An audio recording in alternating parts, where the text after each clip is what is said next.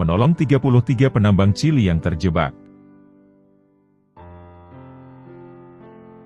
Pada September tahun 2010 lalu, perhatian masyarakat dunia tertuju pada 33 penambang di Chili yang terjebak di perut bumi. Mereka terkubur di kedalaman lebih dari 700 meter di bawah permukaan bumi. Namun, akhirnya satu demi satu penambang berhasil diselamatkan dengan menggunakan kapsul Phoenix. Kejadian itu berawal sejak tanggal 5 Agustus 2010, dan akhirnya dapat diselamatkan pada tanggal 14 Oktober 2010. Baru kali ini publik melihat 33 orang mampu bertahan hidup dalam kegelapan di bawah tanah, selama lebih dari 2 bulan. Setelah jalur keluar masuk tempat mereka bekerja tertimbun bebatuan. Determinasi dan daya juang para pekerja untuk tetap bertahan hidup menunggu pertolongan, diliput langsung oleh lebih dari 2.000 jurnalis dari mancanegara. Mereka bahkan meliput secara langsung dari area pertambangan San Jose, di padang gurun Atacama. Pemimpin penambang, Luis Urzua, ia menjadi penambang terakhir yang diangkat dengan selamat. Proses evakuasi memakan waktu hingga 22 jam, dan 37 menit.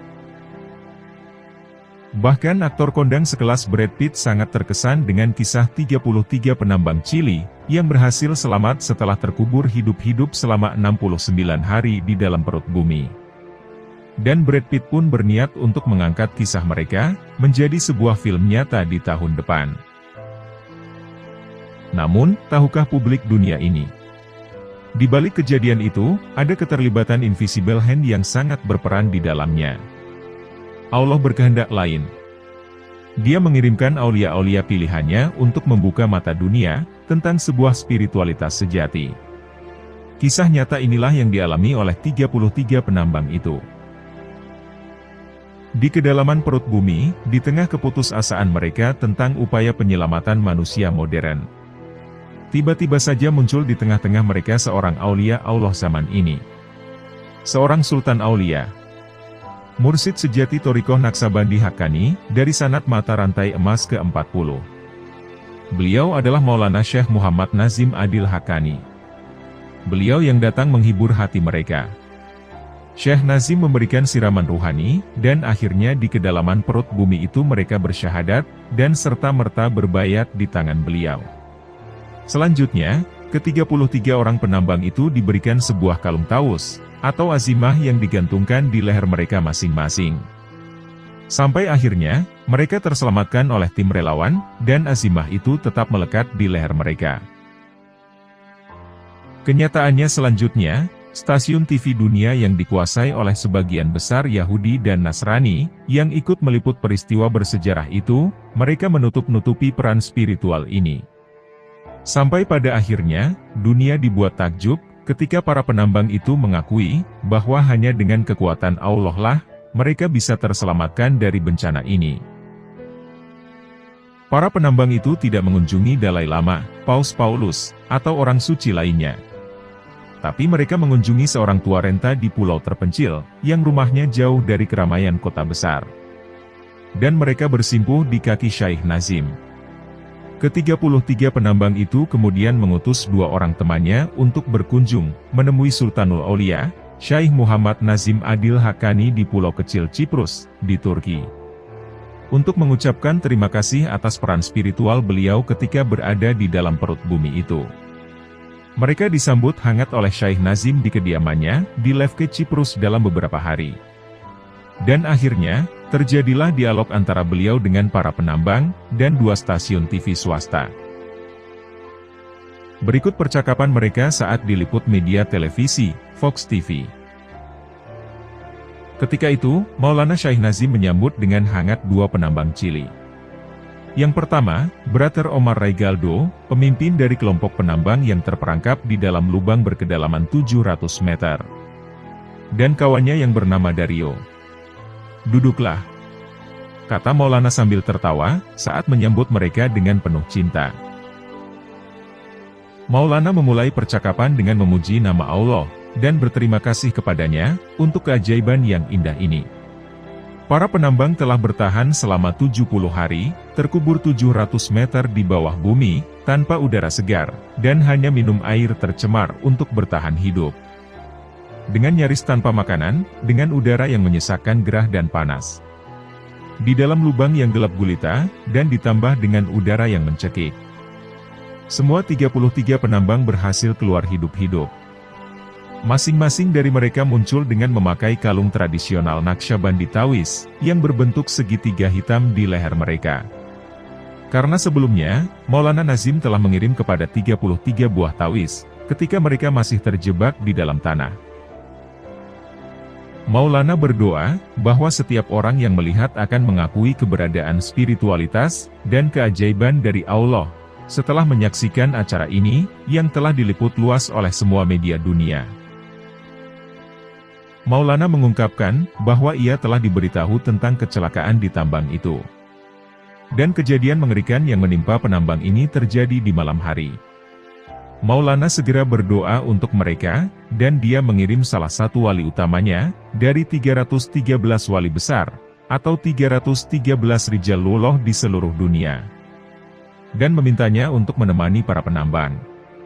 Akhirnya, tidak hanya satu rijalullah yang datang, tetapi ada 7 dari makhluk tak kasat mata, yang dikirim ke lokasi tambang itu.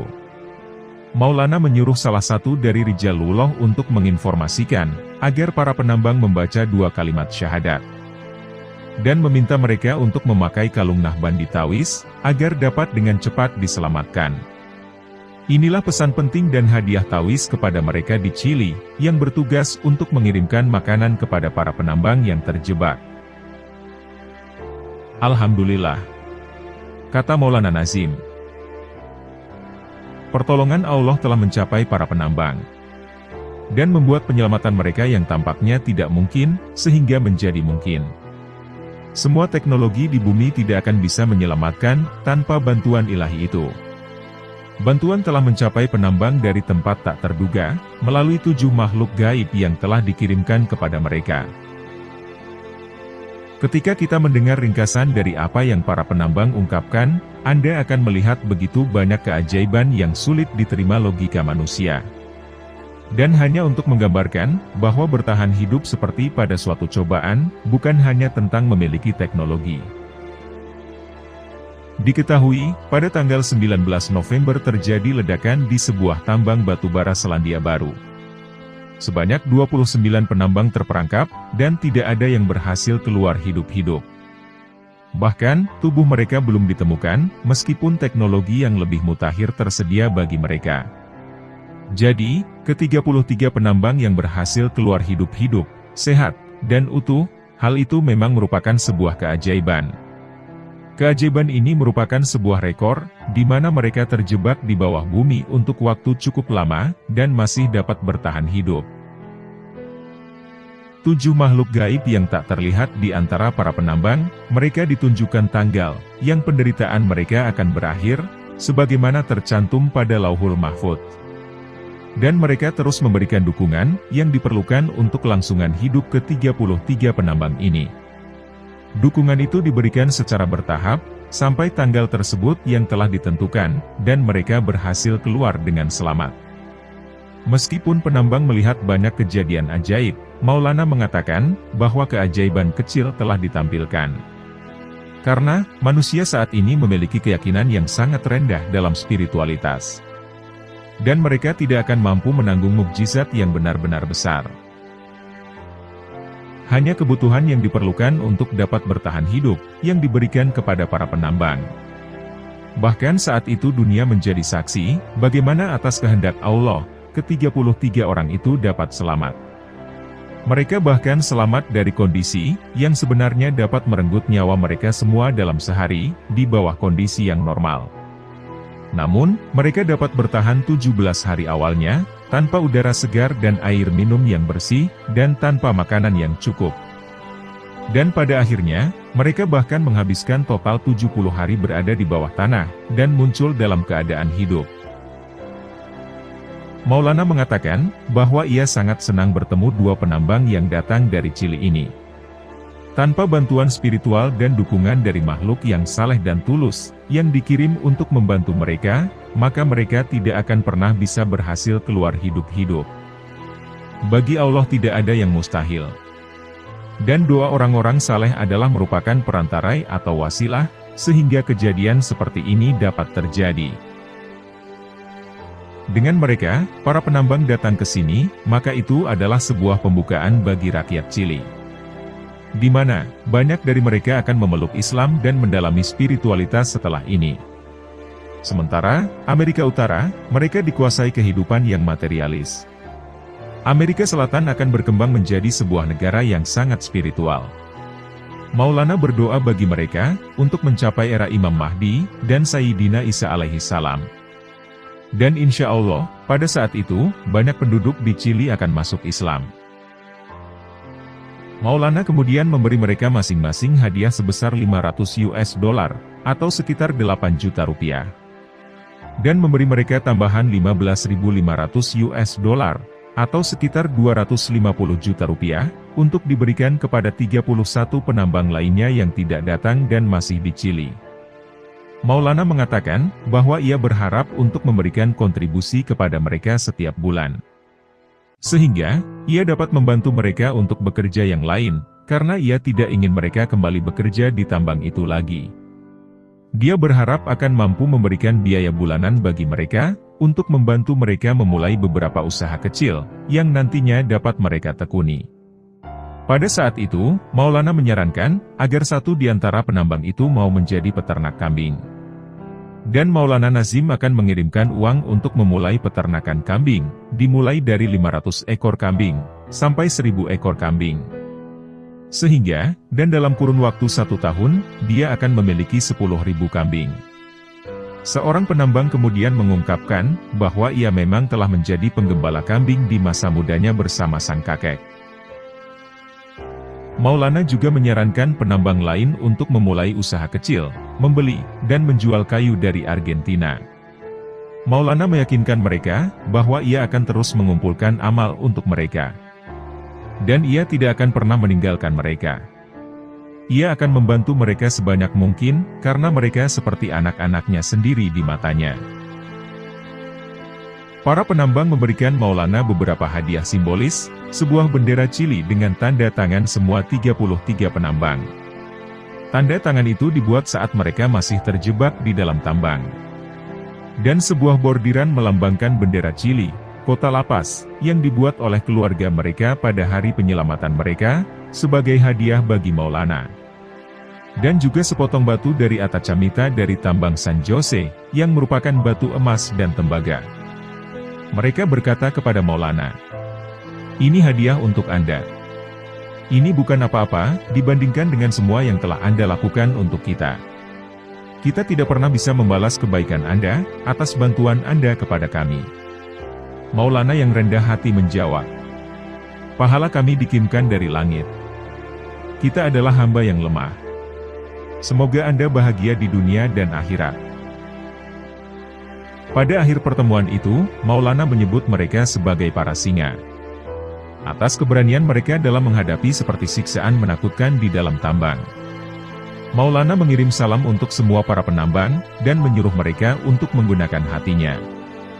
Karena 100.000 penduduk Chili suatu saat akan pergi ke Damaskus dengan perahunya Maulana. Maulana mengingatkan mereka untuk mencari pekerjaan lain yang sederhana, dan jangan pernah kembali bekerja di tambang lagi. Karena, jika mereka terjebak sekali lagi, Maulana berkata, "Kali ini, kami tidak bertanggung jawab." Maulana berjanji untuk mengirim uang bagi mereka, untuk membangun sebuah dergah, atau tempat zikir di Chili. Salah seorang ibu-ibu dari Chili yang ikut menemani para penambang, ia memohon doa terakhir. "Anak saya hilang di laut, di bulan Mei tahun ini. Apakah kau akan melihatnya lagi?" Katanya dengan wajah yang sedih. Maulana berkata, "Ia akan datang, ketika Sayyidina Isa alaihi salam datang. Jangan khawatir," ucap Maulana sambil menghibur ibu yang berduka. Beliau kemudian memberikan bayat, dan memeluk 2 penambang itu. Segera setelah pertemuan dengan Maulana, tim TV berbicara kepada 2 penambang. Mereka meminta mengungkapkan bagaimana perasaan mereka tentang pertemuan dengan Maulana Syekh Nazim. Dan apa yang mereka alami ketika mereka mengambil bayat dengan dia. Brother Omar mengatakan bahwa selama bayat, dia merasa seolah-olah mabuk. Dan setelah bayat, ia merasa seolah-olah suatu beban besar telah terangkat dari dadanya. Penambang lainnya mengalami sensasi yang sama. Meskipun ia sebelumnya mengalami kesulitan tidur, setelah penderitaannya tersekap di dalam. Ia kagum bahwa sejak tiba di Lefke, di tempat Maulana, ia bisa tidur nyenyak seperti bayi. Dia menemukan bahwa tinggal di Lefke sangat damai, dan sangat tersentuh oleh begitu banyak waktu mereka bisa bersama Maulana Syekh Nazim. Dia telah melihat begitu banyak murid menunggu, hanya untuk bisa menghabiskan beberapa menit dengan Maulana. Namun, mereka diberi kesempatan ulang untuk bersama Maulana, makan malam dengan beliau, dan bahkan bepergian dengan beliau di mobil 2 kali. Ia berterima kasih atas nasihat bijak dari Maulana, yang telah memberinya uang. Dan ia ingin berbagi dengan keluarganya, terutama untuk meninggalkan sektor pertambangan, dan untuk mencari rezeki di tempat lain. Ketika ditanya bagaimana ia memandang kecelakaan itu sekarang, dia mengatakan bahwa itu adalah ujian dan berkah bagi mereka. Hal itu membawa mereka kembali ke realitas, dan menunjukkan kepada mereka arti hidup, dan membawa mereka ke dalam Islam, serta kepada Maulana. Dario, seorang penambang lainnya, ia bersyukur telah datang.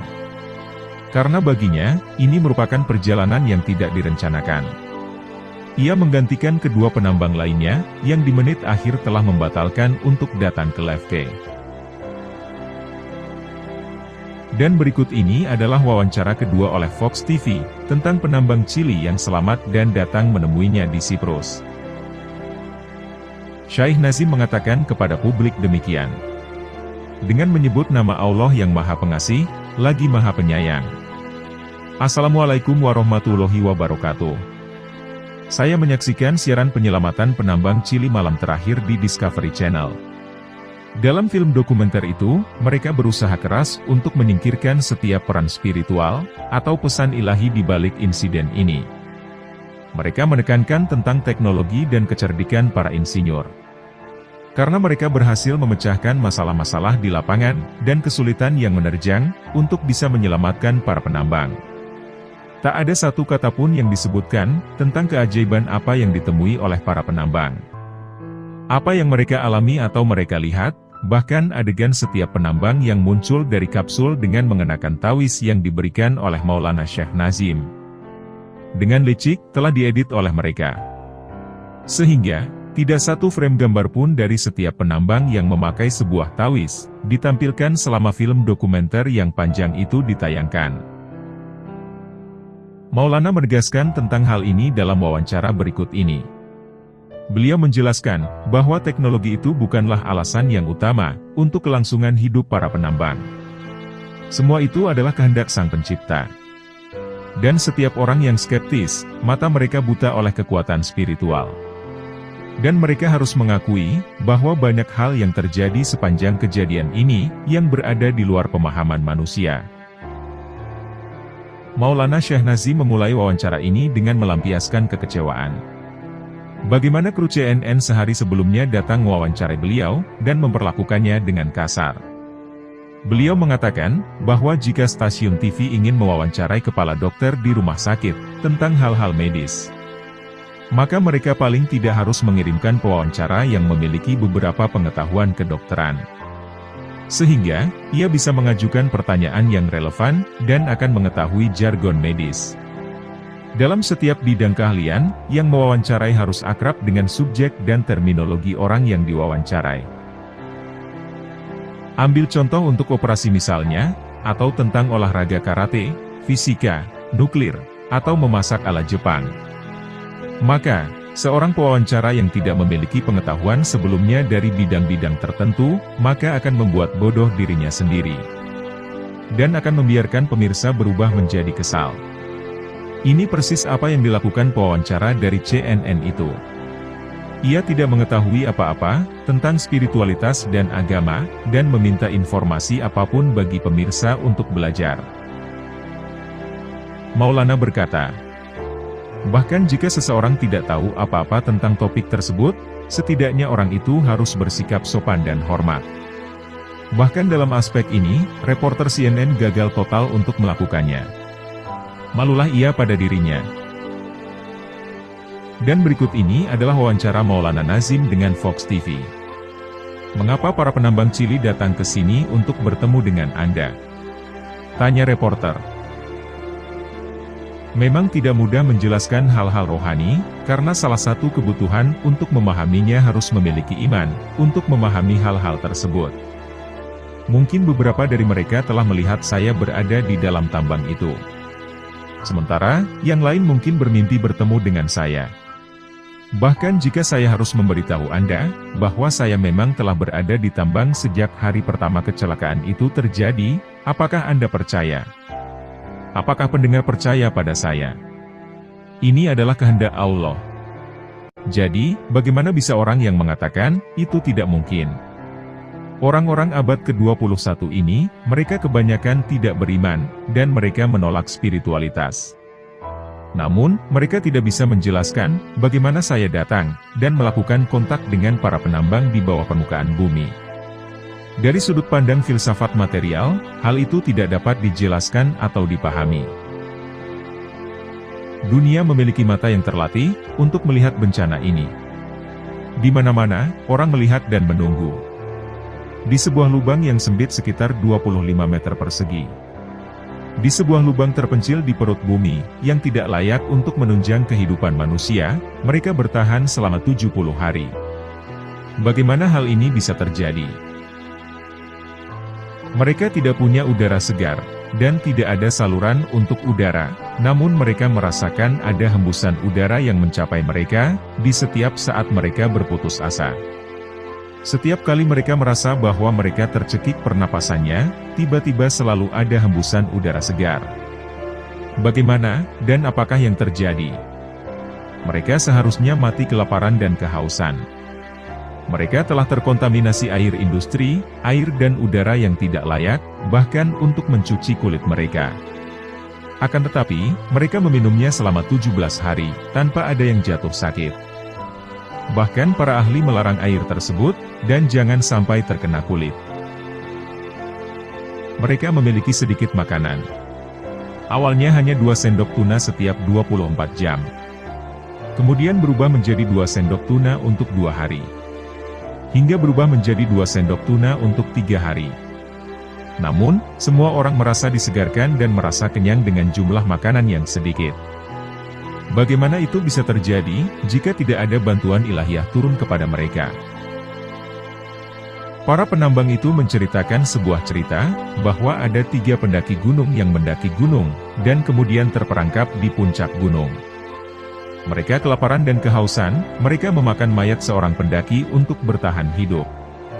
Ini adalah pendaki di medan terbuka, terjebak untuk waktu yang singkat, namun mereka melakukan tindakan seperti itu, untuk bertahan hidup. Jadi, bagaimana dengan ke-33 orang kelaparan? Pada satu titik, dan hanya makan 2 sendok ikan tuna setiap 72 jam. Mengapa mereka tidak merenungkan untuk saling membunuh, untuk bertahan hidup? Sementara, mereka berada di sebuah ruang yang menyesakkan napas mereka, dan tertutup selama 70 hari. Hal apakah yang membuat mereka bahagia, merasa puas, kenyang, dan damai? Apakah teknologi? Saya pikir tidak. Tanpa bantuan sesuatu kekuatan yang tak terlihat, yang telah Dia kirim, maka para penambang akan lama menyerang satu sama lain. Dan mereka akan makan satu sama lain dalam rasa lapar yang tak tertahankan oleh mereka. Bahkan sampai tulang-tulang yang mati, tidak akan dapat kalian temukan. Dalam panas ruang sempit yang mengerikan dan juga bau busuk, orang-orang itu dapat tidur nyenyak. Dan kemudian mengatakan, bahwa mereka bangun setiap hari. Anehnya, mereka penuh energi, dan tetap bersemangat, segar, dan termotivasi. Bagaimana hal itu bisa terjadi? Apakah ini karena teknologi? Para penambang telah mengalami begitu banyak kejadian aneh, dan insiden yang tidak dapat mereka jelaskan. Namun, dunia ini penuh dengan orang-orang yang akan menutup mata, dan menyisihkan semua keajaiban sebagai kebetulan.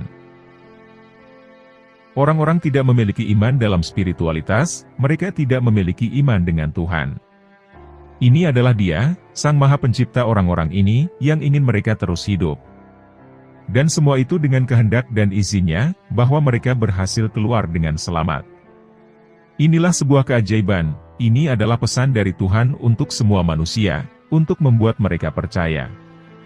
Atau jika mereka tidak percaya Tuhan, maka mereka termasuk orang-orang kafir. Siapapun yang menolak spiritualitas, maka level mereka berada di bawah tingkat hewan. Hari ini, alhamdulillah, para penambang ini percaya spiritualitas. Mereka percaya pada Allah Subhanahu wa Ta'ala. Merekalah yang datang kepada saya. Mereka datang, karena mereka telah melihat saya berada di dalam tambang itu. Mereka melihat. Mereka ingin bertemu dengan guru spiritual yang telah menemani mereka, melalui segala penderitaan mereka selama terjebak di dalam tambang. Mereka ingin melihat spiritual power yang telah mereka lihat. Tak satu pun dari penambang itu yang pergi ke Tibet, untuk memenuhi Dalai Lama. Tidak ada juga yang pergi ke Paus. Tidak ada pergi ke pendeta Kristen, atau Rabi Yahudi. Atau ke pusat spiritual lainnya, untuk masalah ini. Mereka malah datang ke sini. Ke Pulau Siprus yang terpencil, dan yang dilupakan banyak orang.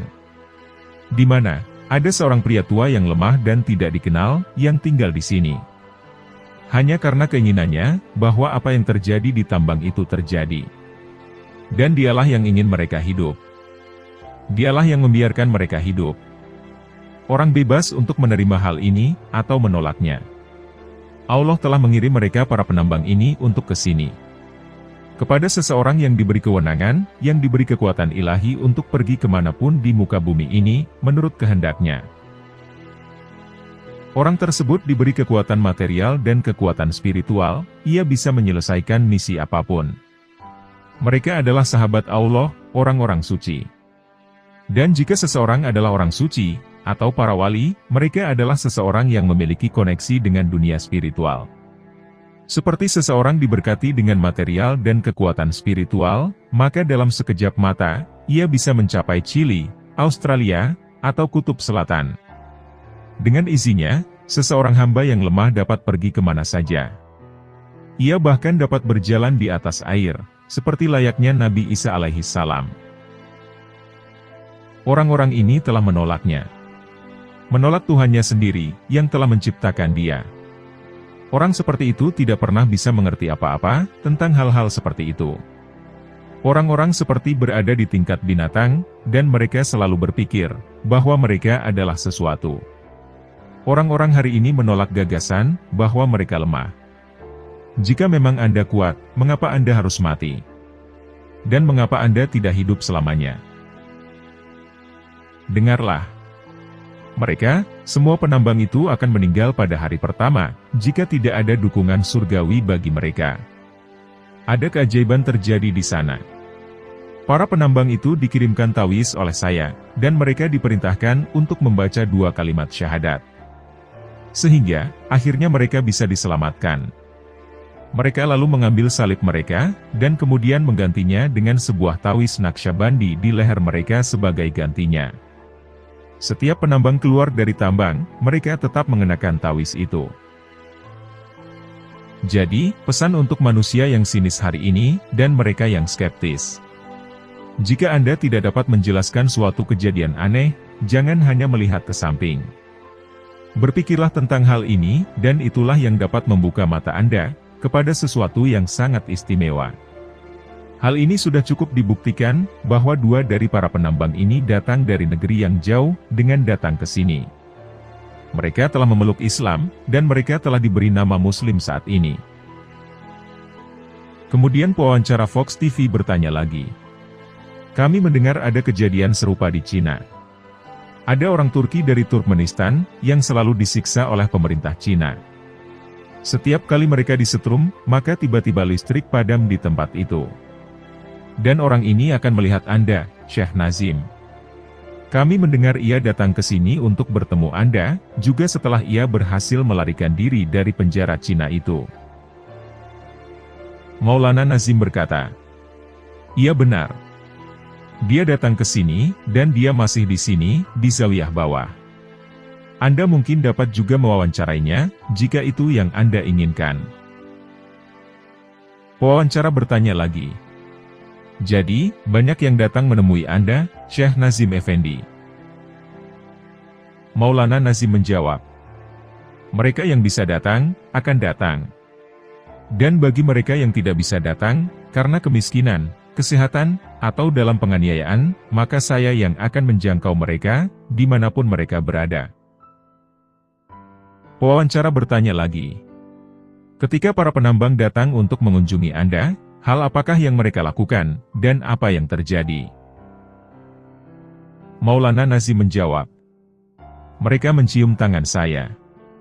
Mereka duduk di depan saya, dan mereka menangis. Dan saya berkata, 'Wahai dia yang tidak bisa dikalahkan. Engkau telah mengirimkan 2 penambang di sini, untuk mengajarkan seluruh dunia tentang spiritualitas, dan keimanan, serta takdirmu. Wahai orang yang tak memiliki iman, kalian harus datang untuk percaya. Seluruh kejadian ini dirancang untuk menghancurkan orang-orang kafir dan ateis. Ketergantungan mereka pada dunia materialistik, dan dunia teknologi. Untuk semua hal yang terjadi yang tidak dapat mereka jelaskan, tidak ada jawaban lain kecuali dengan spiritualitas. Semua orang yang berdiri di atas ketidakpercayaan, tidak memiliki dasar dalam kehidupan. Mereka adalah manusia yang tidak mengerti, ketika manusia dihadapkan dengan peristiwa ajaib seperti ini. Peristiwa di Chili ini untuk menunjukkan dan menghancurkan benteng pertahanan mereka yang kafir, yang tidak memiliki kepercayaan dan keimanan. Para penambang telah menjadi saksi hidup terhadap peristiwa bersejarah ini. Aku tahu atas apa yang terjadi di tambang itu. Dalam keadaan normal, tidak akan ada yang selamat, bahkan untuk 1 hari. Tetapi kekuatan spiritual mencapai mereka, dan membuat mereka hidup dalam tambang itu. Allah telah mengajarkan seluruh dunia dengan sebuah pelajaran dalam iman, dalam keyakinan hal yang gaib. Pada akhirnya, para penambang datang di sini, di Siprus. Mereka datang ke sini, dan tidak datang kepada tokoh-tokoh lain yang terkenal. Seperti Paus, para rabi, para imam, atau Dalai Lama. Mereka berada di sini, di pulau kecil ini, jauh-jauh untuk bertemu seorang lelaki tua yang lemah, yang mereka tidak pernah mengenal sebelum kecelakaan itu terjadi. Mengapa ini bisa terjadi? Maka, pikirkanlah tentang hal ini.